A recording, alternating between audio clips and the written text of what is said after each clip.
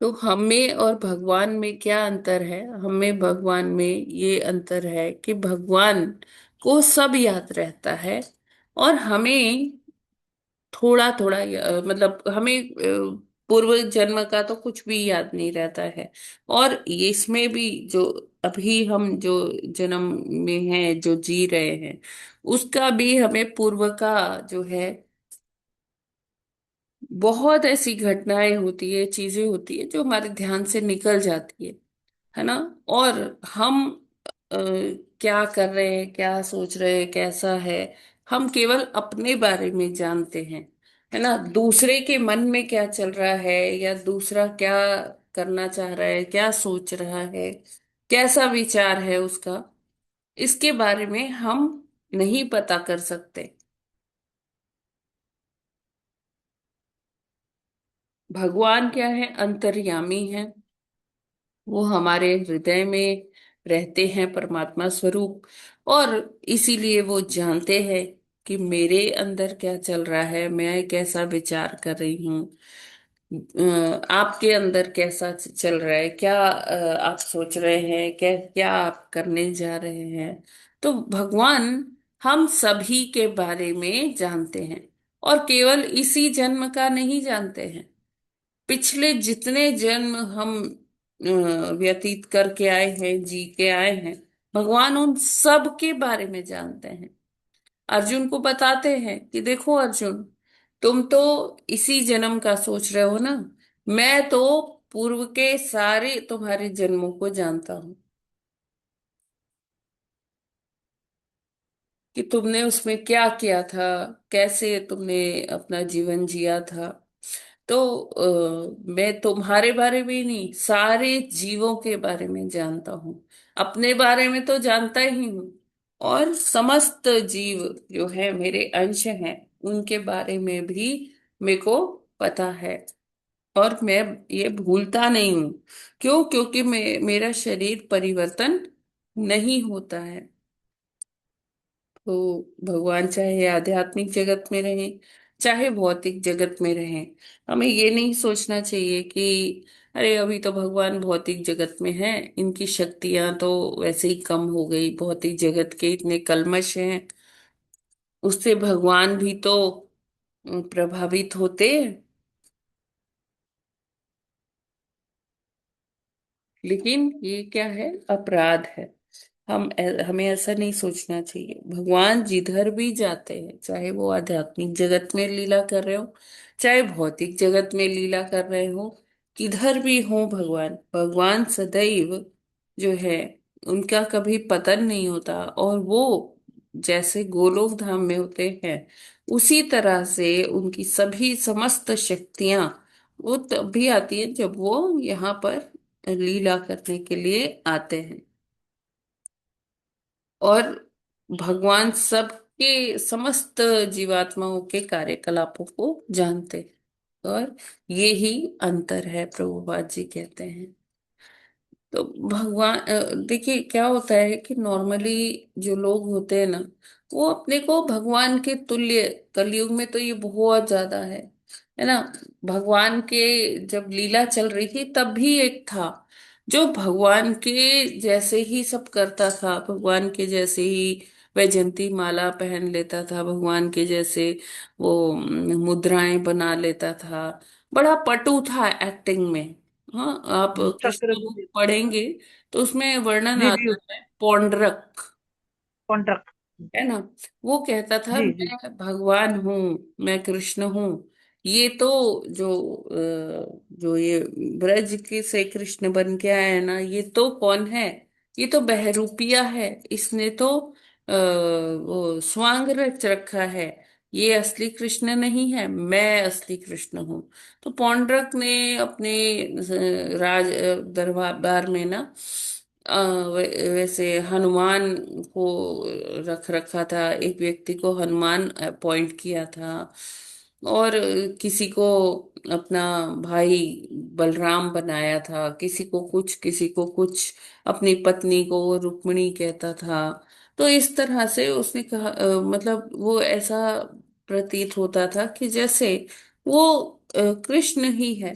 तो जो लोग उसकी पूजा नहीं करते थे ना, तो वो उसको उनको दंड देता था।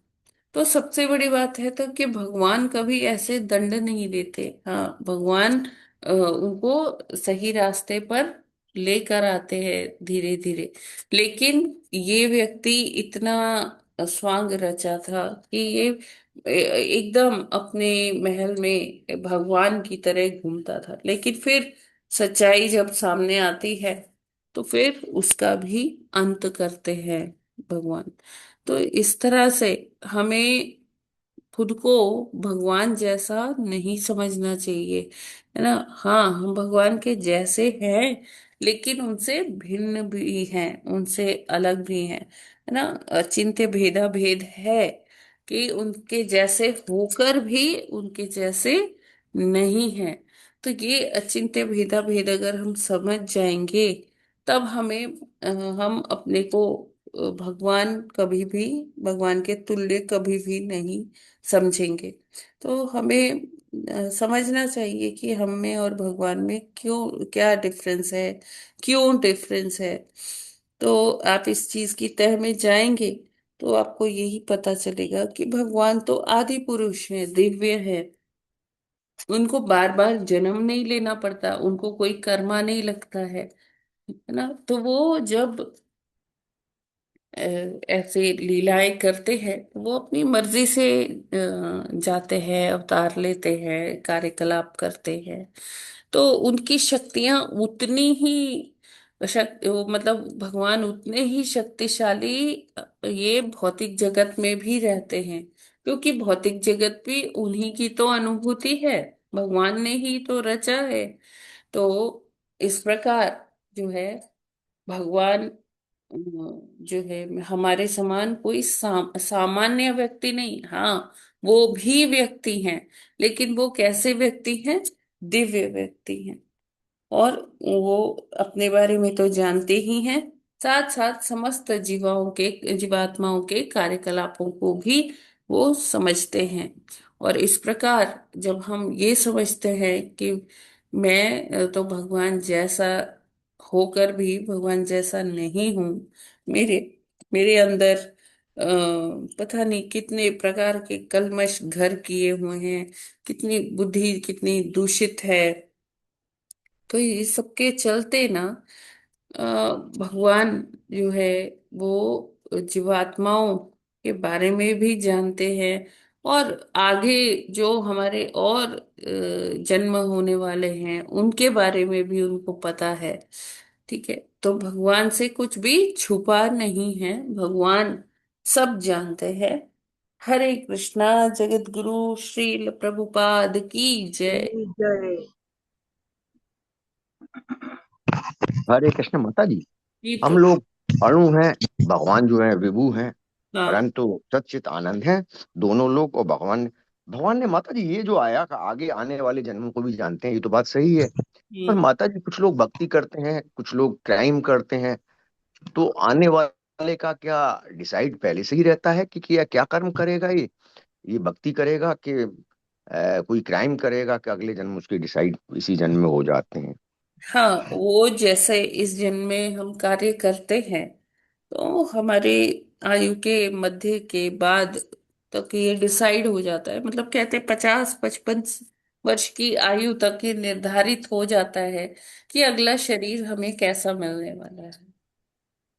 अच्छा माता जी। और जो लोग बाद में कर रहे हैं भक्ति, पहले भी करते थे बाद में भी करते हैं, उनका भक्ति के अनुरूप बदल जाता होगा, है ना माता जी। ये सब तो फिर भगवान की कंक्लूजन ये है, कृपा से ही होता है। भगवान सब जब जानते हैं। इस- भगवान सब जानते हैं कि आगे कितनी भक्ति होगी या कितना जो है बिल्कुल। अभक्तों के साथ रहेंगे, ऐसा है ना माता जी। जी। यस उस प्रभु। हिसाब से हरे कृष्ण। हरे तो कृष्ण। आत्मा तो देहधारी जीवों में तरुणावस्था से, जैसे वृद्धावस्था और जो है बचपन, तरुणावस्था और वृद्धावस्था में होती है, परंतु शरीर के छोड़ देने पर ये एक शरीर से दूसरे से शरीर में चले जाते हैं। भगवान कहते हैं अर्जुन से, मुझे तो पिछले 100 जन्मों का याद है, परंतु हे परम, तब तुम्हें इन जन्मों को याद नहीं हो सकता। तब भगवान जो है औरों अपने बारे में भी जानते हैं, औरों के बारे में भी जानते हैं, हम औरों के बारे में नहीं जानते। हरे कृष्ण। हम तो अपने बारे में भी पूरा नहीं जानते। भगवान हमें हमसे अच्छा जानते हैं प्रभु जी। बिल्कुल। हमसे अच्छा जानते हैं भगवान। हाँ, हम भी अपने बारे में इतना नहीं जानते जितना भगवान जानते हैं। हम भी कुछ चीजें भूल जाते हैं ना प्रभु जी। हाँ कलयुग माता जी। मतलब कहे क्या कहा गया है हमारे लिए, वर्ड फ्रेज क्या यूज किया गया है, मंद सुमंद। यानी कि हम आलसी भी हैं, और हमें हमारी बुद्धि भी ज्यादा कुशाग्र नहीं है। बहुत हम जैसे आज क्या हुआ, क्या खाया, क्या पिया, कल अगर हमसे 2 दिन बाद कोई पूछे तो हमें थोड़ा याद करना पड़ता। कॉल करना पड़ता जी। ठीक है, बिल्कुल। चीजें हमें याद नहीं होती। आधी चीजें हमारे सबकॉन्शियस माइंड में चली जाती है। हाँ माता जी। तो भगवान ने कहा है सब जीव मेरे ही अंश हैं तथा मैं परमात्मा के रूप में भी रहता हूँ माता जी। फिर जो इस्कॉन के कांटेक्ट में आते हैं तो वो तो लाइफ लॉन्ग तक करते रहते हैं भक्ति। तो हाँ, पहले भगवान की न करके कंबाइन करते थे। बहुत से तो ये संप्रदाय हैं प्रोसेस तो जो करेगा माता जी। तब बताते हैं। केवल केवल इस्कॉन ही नहीं है, बहुत सारे संप्रदाय हैं। बहुत सारे संप्रदायों में है। अच्छा माता जी, हरे कृष्ण। मतलब संप्रदाय तो 4 ही हैं मेन, लेकिन हाँ बहुत माता जी। सारे ऐसे, मेरा कहने का मतलब है बहुत सारे ऐसे प्रामाणिक संस्थान हैं, जगह हैं जहाँ पर व्यक्ति इस आध्यात्म को सीख सकता है।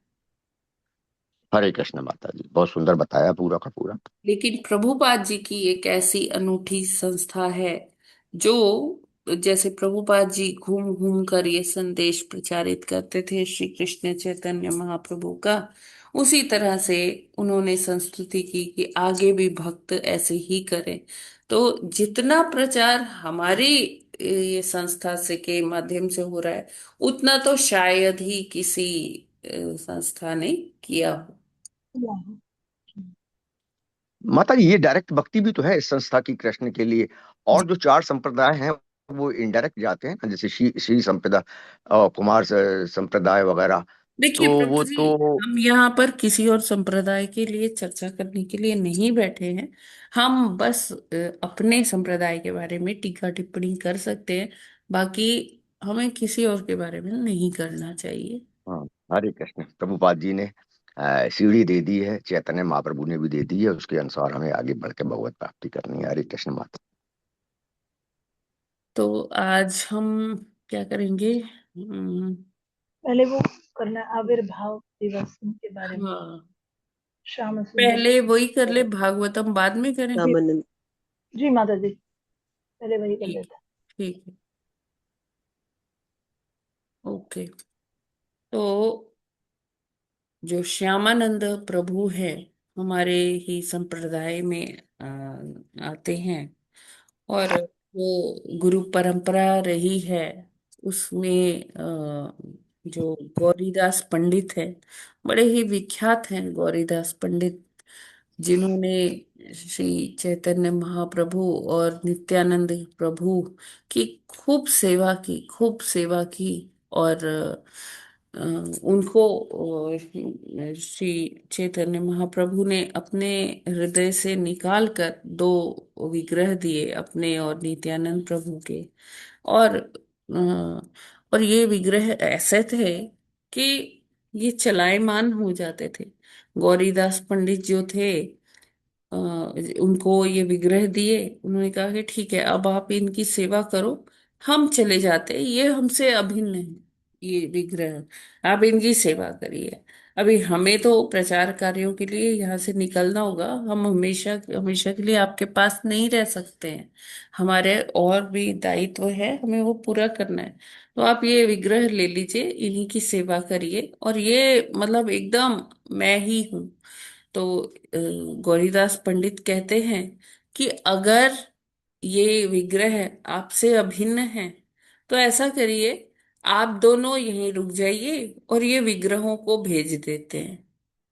तो ऐसा भगवान ने कहा ठीक है, बिल्कुल, ऐसा कर लेते हैं, हम आपके पास रुक जाते हैं और ये जो विग्रह है इनको भेज देते हैं।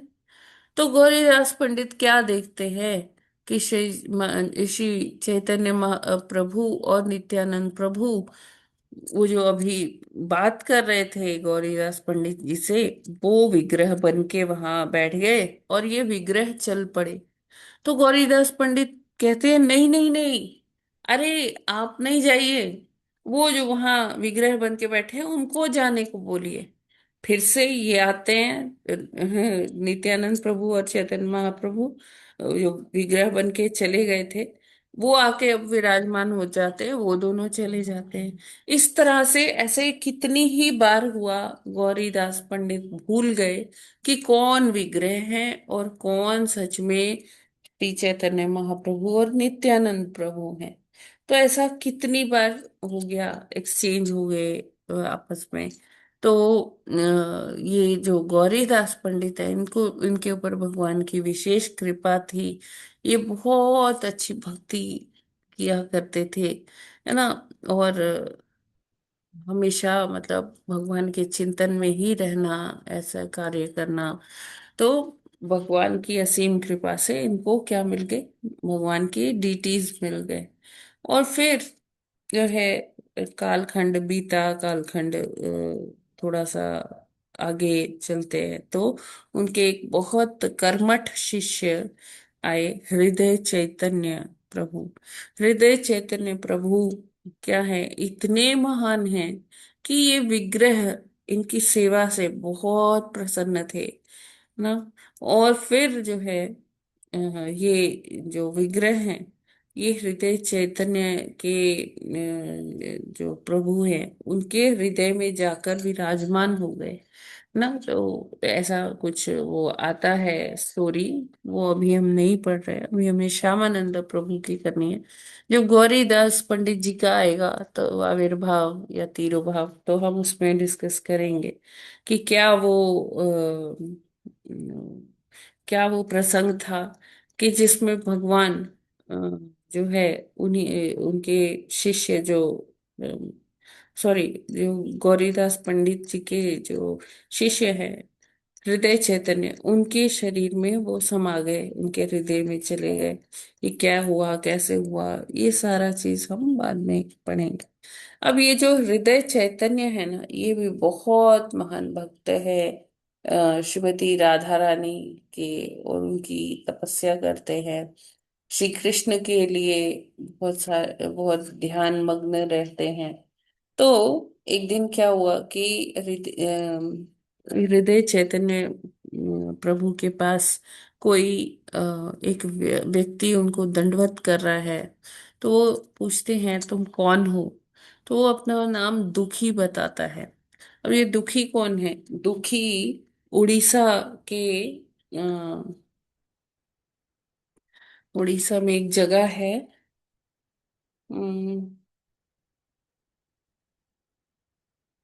को नाम नहीं याद आ रहा। उत्कल प्रदेश में, उड़ीसा में एक जगह है,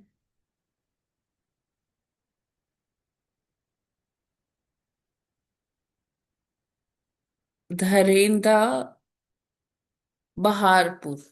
तो वो धरेंदा बहारपुर से में एक ब्राह्मण परिवार रहता है ना। वो उसमें वहां पर उनका नाम होता है कृष्ण मंडल और माता जी का नाम होता है श्री दूरिका मंडल। तो ये जो मंडल परिवार है, बहुत ही बहुत सुंदर ये भक्ति करते हैं भगवान के। जो षड गोप के वंशज हैं, वो उन्हीं में आते हैं। और भगवान जो है, सॉरी, भगवान के लिए ये बहुत सारे अ, जप, बहुत सारे अनुष्ठान इस तरह से गांव भर के लिए सब करते हैं।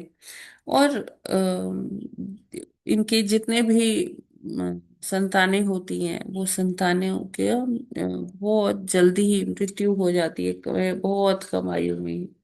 तो जब ये इनका जन्म होता है ना, तो माता पिता क्या करते हैं, कहते हैं हमारे बच्चे जो है, हमारी संतान वो बचती तो है नहीं, तो ये बच्चा है, ये तो कुछ दिन जी गया है, ऐसा करते हैं इसका नाम रख देते हैं दुखी। तो पहले क्या होता था कि इस तरीके की कोई चीज, मतलब अगर कोई कई बार फेस कर लेता था, तो बच्चे ऐसा कि नजर ना लग जाए या कोई क्या, तो बच्चों का नाम इस तरह से रख देता था दुखी।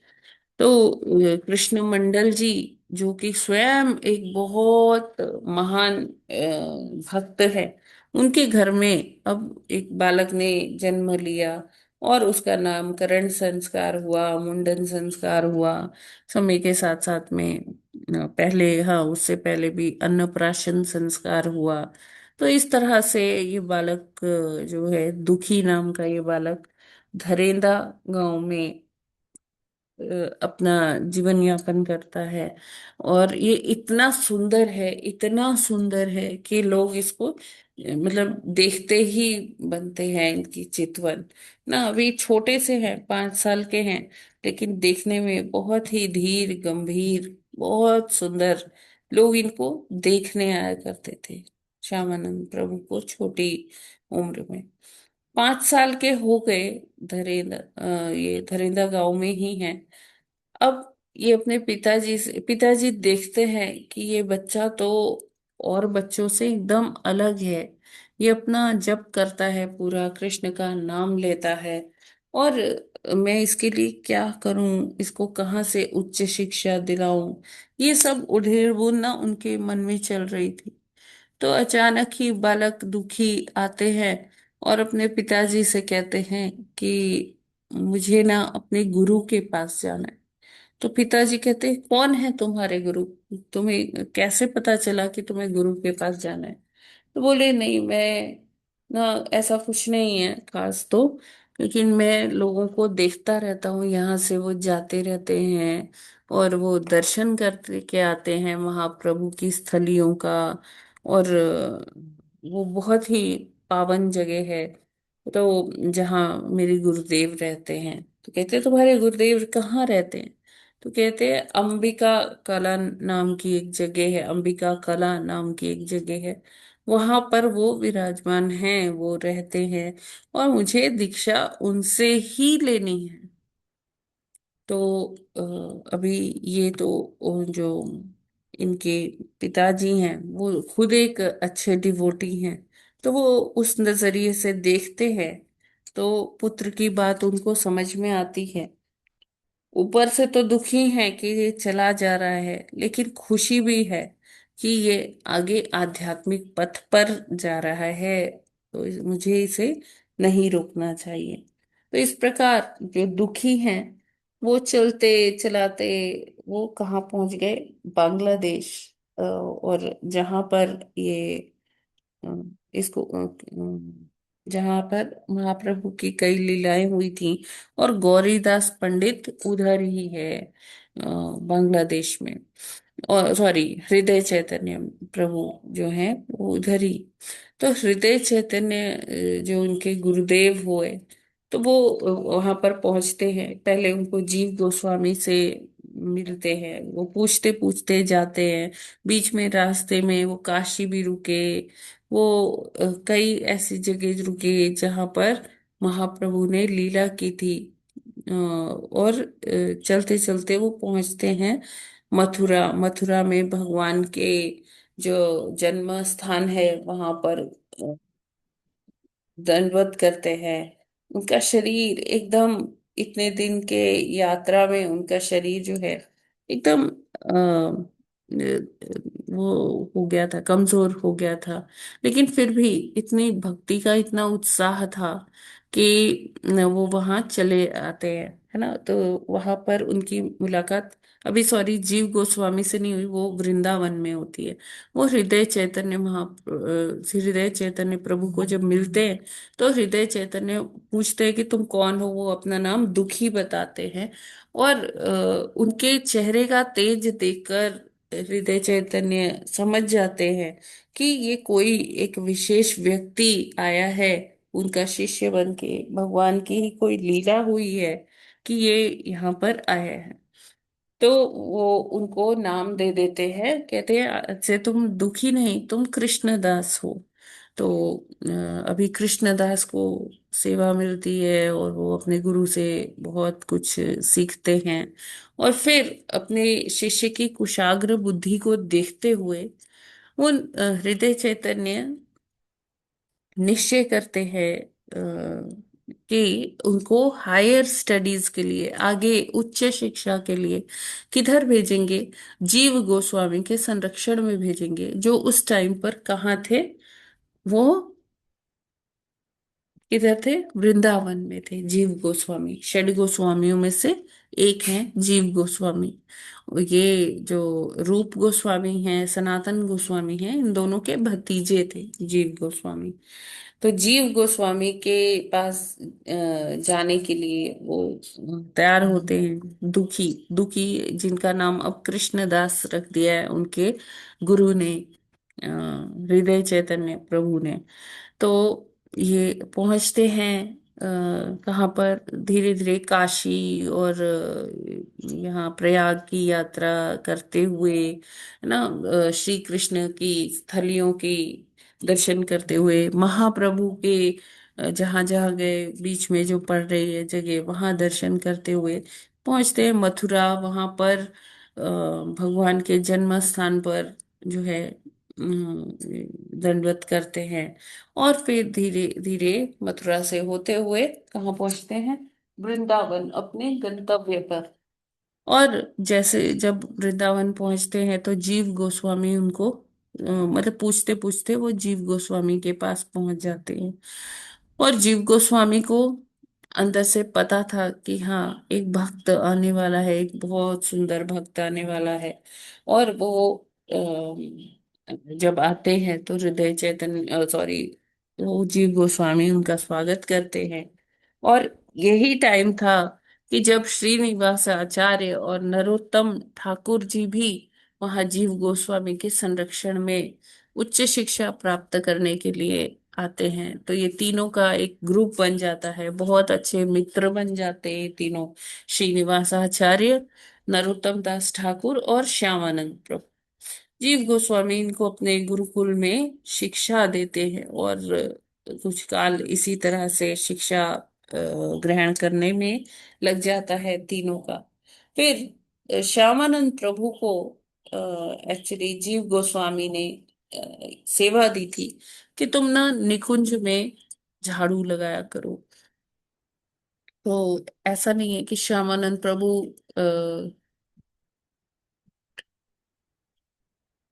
श्याम, एक मिनट, जस्ट अ मिनट, मैं आती हूँ।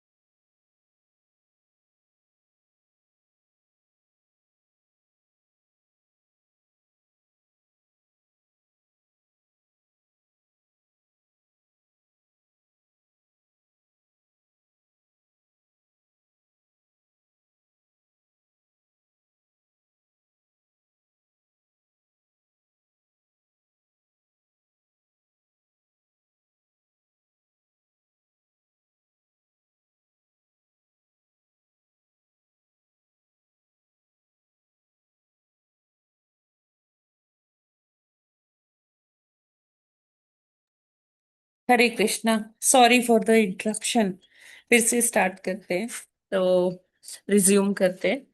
तो हम जीव गोस्वामी के श्यामानंद प्रभु, पास पहुंच जाते।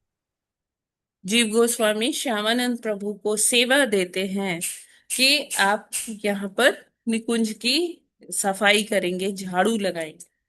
तो अब आज अगर देखिए, आज के टाइम में कोई स्टूडेंट है, उसको कुछ बोल दिया जाए कि देखो तुम यहाँ ना झाड़ू लगाओ, तो स्टूडेंट से पहले उनके माता पिता ही आ जाएंगे कि क्या हम बच्चे को यहाँ पर झाड़ू लगाने के लिए भेज रहे हैं।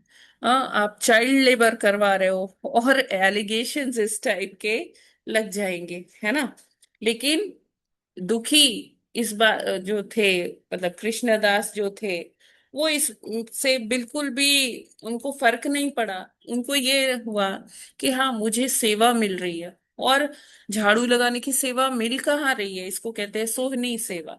झाड़ू लगाने की सेवा मिल कहाँ रही है, वृंदावन जैसे धाम में। तो उन्होंने अपने आप को बहुत सौभाग्यशाली समझा कि ब्रज की रज जो है वो उसको शिरोधार्य कर पाएंगे, ब्रज की रज की सेवा कर पाएंगे। तो वहां सफाई करते हैं, नित्य ही सफाई करते हैं, और ये सफाई के कार्य बहुत दक्षता से करते हैं कि कहीं कोई गंदगी रह ना जाए। और जिस सोहनी से, जिस झाड़ू से ये सेवा देते हैं, जब झाड़ू पूरी लगा लेते हैं उस निकुंज में, तो वो झाड़ू को अपने सिर पे रख लेते हैं कि ब्रजरज उनके मस्तक पर आए, उनके शीश पर आए, ब्रजरज से नहाते हैं। तो इस तरह उनको, मतलब देखिए, वृंदावन में ऐसी सेवा मिलना या ऐसी सेवा करना बहुत सौभाग्य की बात है कि अगर आपको वृंदावन धाम में या किसी धाम में, भगवान के किसी भी लीला स्थली पर, अगर हमें ऐसी सेवा मिल रही है, झाड़ू लगाने की सेवा, पोछा लगाने की सेवा, तो उसे हमें ना एकदम ग्रैब करके वो सेवा ले लेनी चाहिए, एकदम पकड़ लेनी चाहिए वो सेवा। उसके लिए हमें सोचना नहीं चाहिए कि 1 मिनट 2 मिनट, अच्छा हम सोच के बताएंगे प्रभु जी की हम ये सेवा कर पाएंगे कि नहीं। नहीं नहीं नहीं, ये वाली सेवा एकदम बड़े ही उत्साह से और तुरंत ले लेनी चाहिए कि हाँ हाँ, मैं ये सेवा करूंगी। क्योंकि जब हम धाम में कोई सेवा करते हैं ना, उसका अलग ही महत्व होता है।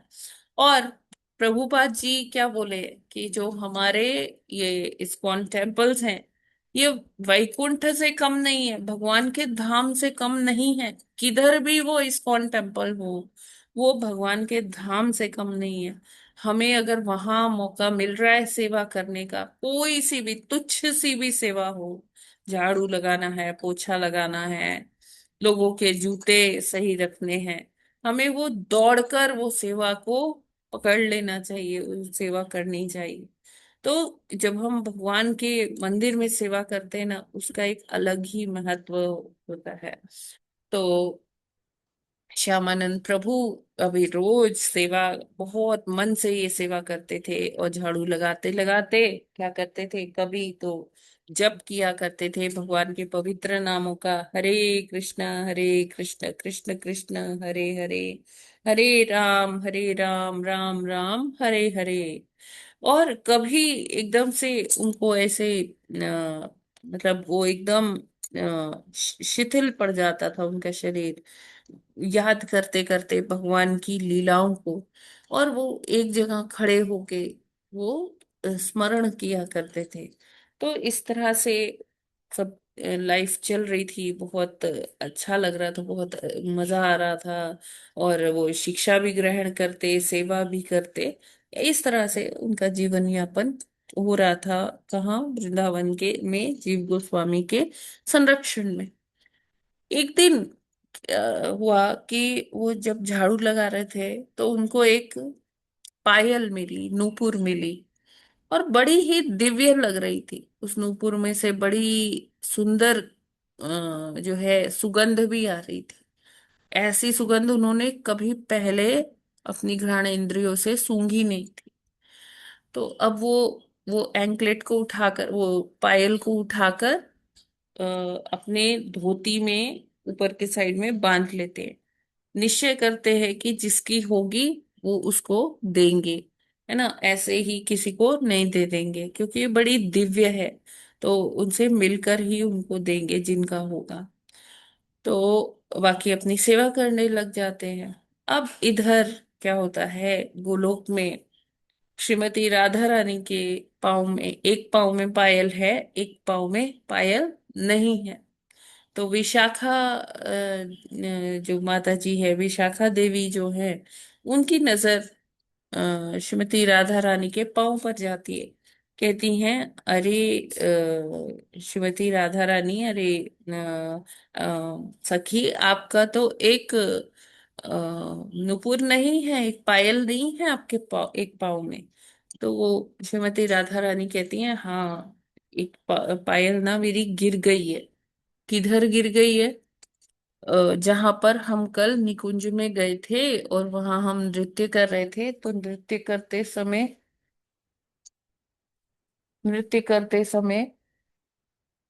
हाँ,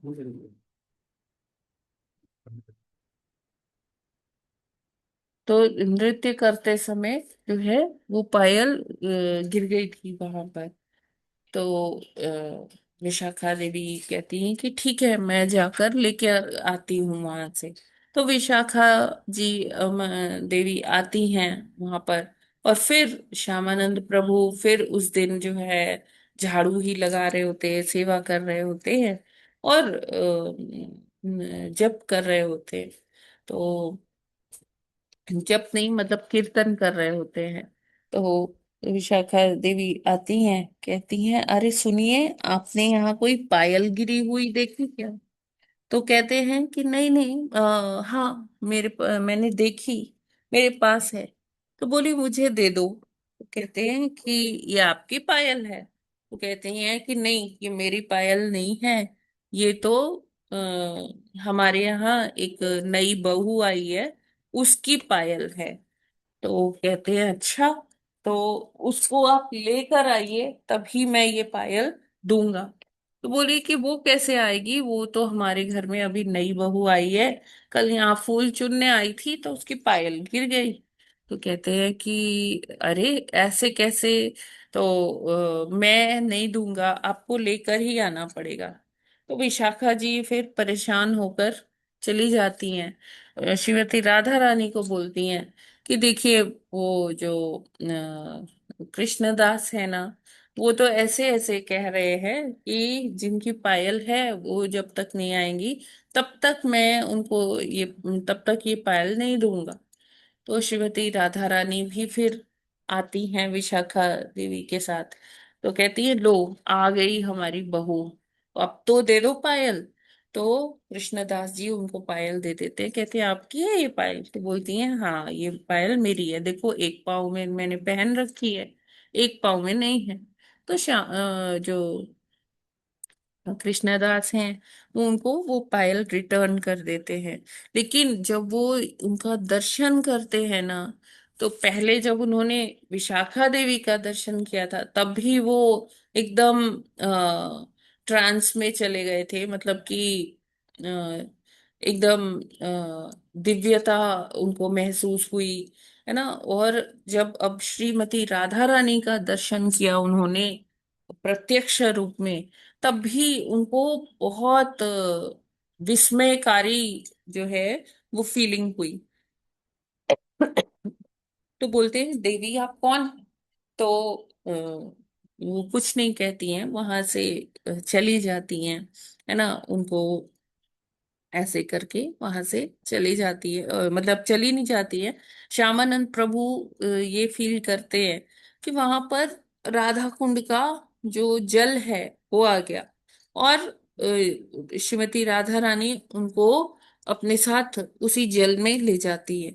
और श्यामानंद प्रभु देख रहे हैं कि अरे, ये तो श्रीमती राधा रानी है, वो विशाखा देवी हैं, और साथ में ललिता जी खड़ी हैं, इंदुलेखा जी खड़ी हैं, सारी अष्ट सखियां हैं, मंजरियां हैं, वो सब वहां पर है राधा कुंड के जल में, वही निकुंज में खड़े हैं।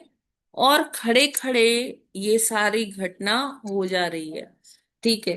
अब वो पहुंच गए कहाँ? राधा कुंड के जल के अंदर, जहां श्रीमती राधा रानी अपनी अष्ट सखियों के साथ विराजमान है ना। और राधा कुंड के जरिए वो एक्चुअली कहाँ पहुंच गए? गोलोक पहुंच गए, है ना। और गोलोक में ये सब कार्यकलाप चल रहा है।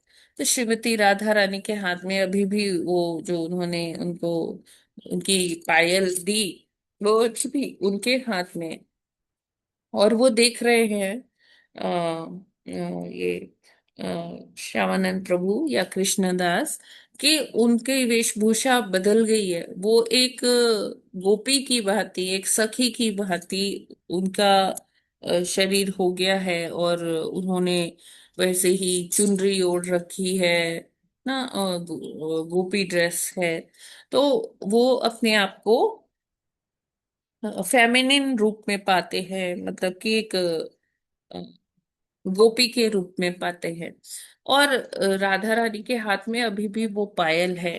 तो वो पायल से क्या करती हैं श्यामानंद, जो कृष्णदास हैं, उनके मत्थे पर एक तिलक बना देती हैं। और ये तिलक उनका को क्या मतलब जो उनके गुरुदेव ने जो तिलक दिया था, उससे ये तिलक भिन्न है। और उनसे कहती है कि अब तुम्हारा नाम कृष्णदास नहीं, अब तुम्हारा नाम है श्यामानंद। श्यामानंद। तो सभी कहने लगती है श्यामानंद भक्त की जय, भक्त श्यामानंद की जय। सारी सखियां वहां ऐसे जयकार करती हैं। और फिर अचानक ही वो देखते हैं कि फिर वो अ, उस जगह से, फिर जल के रास्ते होते हुए, राधा कुंड के से होते हुए वो फिर वहीं पर अपने आप को खड़ा पाते हैं, उसी निकुंज में। लेकिन अब उनके जो वस्त्र है वो तो बदल गए, वो धोती पहन रखी है उन्होंने, लेकिन वो तिलक अभी भी उनके माथे पर है। अभी वो मतलब खुशी से उनके आंखों में आंसू झरझर झरझर करके बह रहे हैं। और श्यामानंद जी मतलब एकदम विस्मित हैं, उनको समझ में नहीं आ रहा ये अभी क्या घट गया उनके साथ में। और बहुत ही मतलब वो भगवान श्रीमती राधा रानी की कृपा से बहुत ही मतलब अपने आप को अभिभूत महसूस कर रहे हैं, और आंखों से अश्रु रुक ही नहीं रहे। अब वो फटाफट जाते हैं अपने गुरुदेव के पास, गुरुदेव मतलब कि जीव गोस्वामी के पास। जीव गोस्वामी से ये सब साझा करते हैं। तो जीव गोस्वामी कहते हैं कि हाँ, ये श्रीमती राधा रानी जो है, ये अपने जो महान भक्त होते हैं इनके, तो ये उनको दर्शन देने स्वयं आती है। मैं समझ गया हूँ आपकी बात, और आप ये अपने तक ही रखना, किसी को बताना मत कि ऐसे ऐसे हुआ था, वरना तुम इसका लीला का आस्वादन कर नहीं पाओगे, है ना। तो देखिए, बहुत से लोग होते हैं कहते हैं देखो आज ना मैंने ऐसा, भगवान मेरे सपने आया, भगवान ने ऐसा कहा, भगवान ने ऐसा किया। तो हमें कभी भी ये चीजें ना, ये जो ट्रांसेंडेंटल चीजें हैं, दिव्य बातें हैं, स्वप्न है, या भगवान से आदान प्रदान है, हमें ये ना जल्दी किसी को बताना नहीं चाहिए, गुप्त रखना चाहिए। क्यों? क्योंकि ये हमारा और भगवान का रिलेशनशिप है। अगर हम किसी ऐसे को बताएंगे जो उस पात्र नहीं है, वो बोलेगा कि अरे ये सब क्या है, ये सब कहीं ऐसे होता है क्या, ऐसा कुछ भी नहीं है, पागल हो गया ये व्यक्ति। तो ये सब चीजें हमें उसी से शेयर करनी चाहिए जो इस मर्म को समझता है। जल्दी हमें ज्यादा किसी को नहीं बताना चाहिए। हाँ, एक या दो व्यक्ति हो सकते हैं जिनसे हम अपना हार्ट शेयर कर सकते हैं, उनसे हम जरूर ये सारी चीजें बतला सकते हैं। तो श्यामानंद प्रभु ने किससे बताए? अपने गुरु जीव गोस्वामी जी से बताया। और जीव गोस्वामी जी ने उनको आदेश किया, इंस्ट्रक्शन दिया कि आपको ये किसी से बताना नहीं है। अब लेकिन क्या हुआ कि भक्त समाज में, हाँ, ये बात फैल गई। देखो, ये कृष्णदास ने अपना नाम भी चेंज कर लिया, श्यामानंद रख लिया अपने आप ही। और देखो, इन्होंने तिलक का डिजाइन भी चेंज कर लिया। और ये ऐसे थोड़ी ना होता है, गुरु का दिया हुआ जो तिलक है वैसा ही डिजाइन का लगाना चाहिए। यहाँ कानाफूसी शुरू हो गई। और बात बढ़ते बढ़ते बढ़ते बढ़ते कहाँ पहुंच गई? बांग्लादेश पहुंच गई, अंबिका कला में पहुंच गई।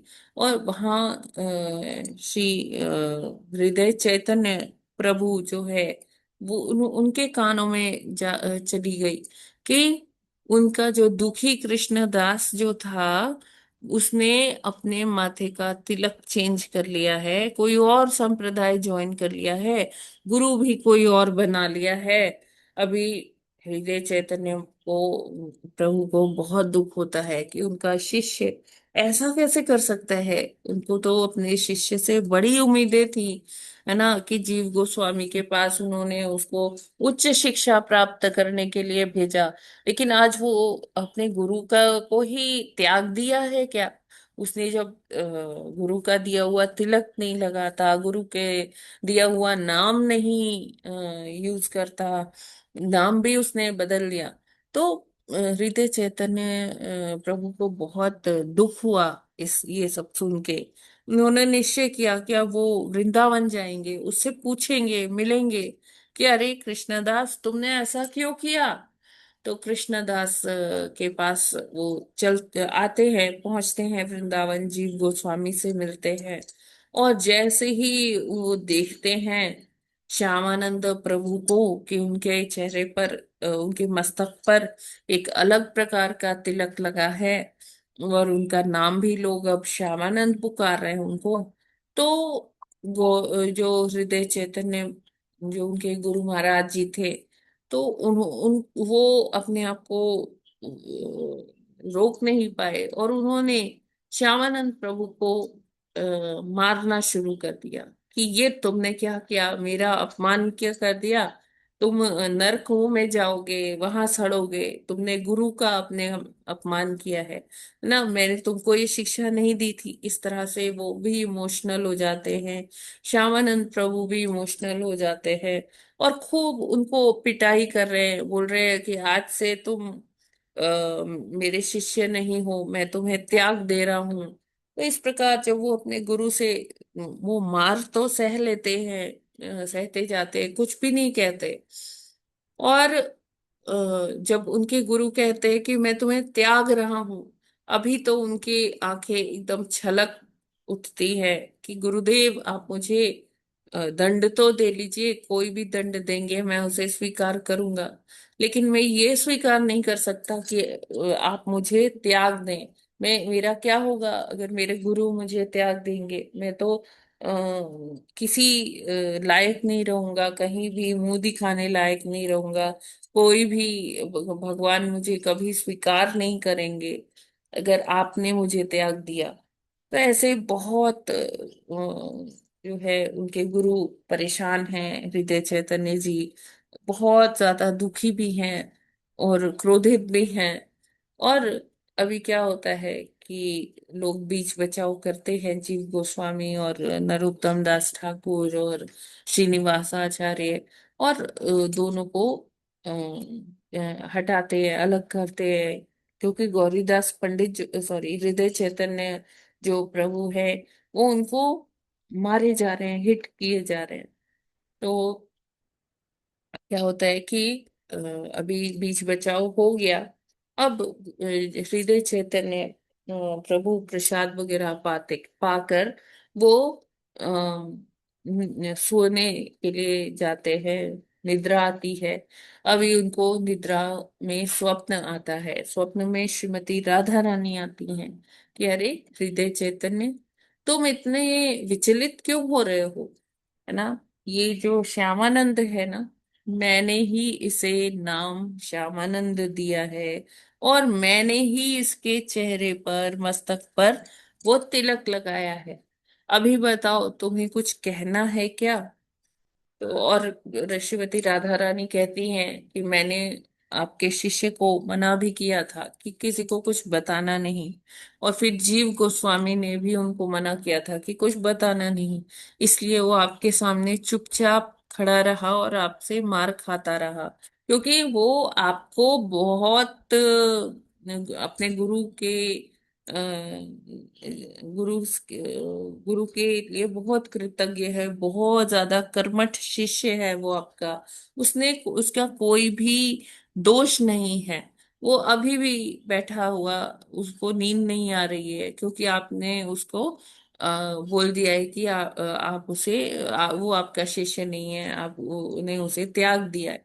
तो वो अभी भी बहुत गंभीर मुद्रा में वो रो रहा है, है ना। तो आप जाइए, उसको संभालिए।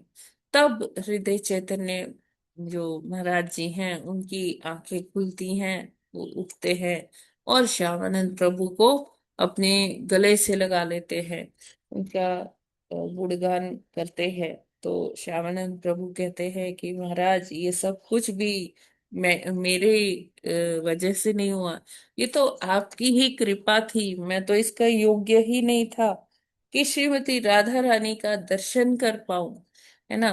तो इस प्रकार वो श्यामानंद प्रभु और उनके गुरु फिर बहुत उनका आदान प्रदान होता है। गुरुदेव उनको आशीर्वाद देते हैं और कहते हैं कि आप अपना जो सेवा है वो यहीं जीव गोस्वामी के संरक्षण में कीजिए। और वो फिर से गौड़ देश चले जाते हैं वापस। और फिर जीव गोस्वामी जी ये तीनों को कहाँ भेजते हैं? वहाँ उत्कल प्रदेश भेजते हैं प्रचार करने के लिए। एक पूरी बैलगाड़ी में पुस्तकों के साथ इनको भेजते हैं ना। वो कथा भी हमने सुनी थी जब हमने नरोत्तम दास ठाकुर जी का डिस्कशन किया था। तो इस प्रकार है श्यामानंद प्रभु का चरित्र। और इतना सुंदर है ये चरित्र कि हमें इस बार बार स्मरण करना चाहिए, बार बार सुनना चाहिए ये। और इसका कीर्तन भी करना चाहिए। सुन लिया ना, अभी आप अपने किसी फ्रेंड सर्कल में, अपनी फैमिली में किसी को ये सुनाइए ये चरित्र। तो कीर्तन करना भी बहुत आवश्यक है। जो हम सुने उसको हम रिकॉर्ड करें, उसको सॉरी रिकॉर्ड नहीं करें, मतलब किसी को सुनाए। हरे कृष्णा। जगत गुरु श्रील प्रभुपाद की जय। श्री श्यामानंद प्रभु की जय। हरे कृष्णा। माता जी, यस। एक आपने गीत कोई डाला था नरोत्तम प्रश्न दास है क्या? जी के आविर्भाव। एक अच्छा गीत डाला था आपने नरोत्तम दास जी के आविर्भाव पर। जी। तो वैसा ही कोई गीत है इस्कॉन का, इनका श्यामानंद नहीं नहीं, प्रभु का नरोत्तम नहीं? दास ठाकुर तो खुद लिखते थे ना गीत। श्यामानंद हाँ प्रभु माता जी जी। लिखते थे, हाँ। नरोत्तम दास ठाकुर जी लिखते थे। हाँ माता जी, अरे। हरे कृष्णा माता जी। हरे कृष्णा माता जी। बहुत सुंदर उनका रहा। और मुझे भी सबसे पहले जब मैं जुड़ी हूँ इस कृष्ण भावनामृत में, जी। और मुझे इस सेवा का सबसे पहले मौका इसी का मिला, और मुझे बहुत अच्छा लगता है क्योंकि स्वच्छता शुचि पहली भक्ति, शुचिता ही पहली भक्ति है। जी जी जी। बहुत ही अच्छा लगता है मुझे तो कि ये सेवा मिलती है और करने में। और आप देखिए हमारे सभी धर्मों में हाँ। जैसे हम इसमें जाते हैं इसमें गुरुद्वारा पंजाबियों में में। भी हाँ। जी जाओ निकल, गुरु नानक तो आगे आगे वह जी जी। झाड़ू लगा के वो जाते हैं। हाँ हाँ तो हाँ। ये चीज बहुत ही है, पहली भक्ति शुचिता जिसे कहते हैं, भक्ति का ही पहला और जगन्नाथ पहली रथ सीढ़ी। यात्रा होती है, उसमें भी आगे झाड़ू लगाते हुए हाँ, चलते लगाते हैं। हैं, बिल्कुल बिल्कुल। जी जी। हम्म, तो बहुत ही अच्छा प्रसंग आपने सुनाया, बहुत बहुत धन्यवाद, बहुत सुंदर। माता जी, बस जितनी बुद्धि थी उस हिसाब से मैंने सुनाया। लेकिन ये और भी है सच। बहुत ज्यादा। मैं तो बहुत कम ही बोल पाई। राधा राधा उनको कितना बड़ा आशीर्वाद मिला कि तिलक भी मिल गया, दूसरी गुरु जी। बन गई उनकी। बहुत बहुत भावपूर्ण धार्मिक, यस। बहुत सुंदर।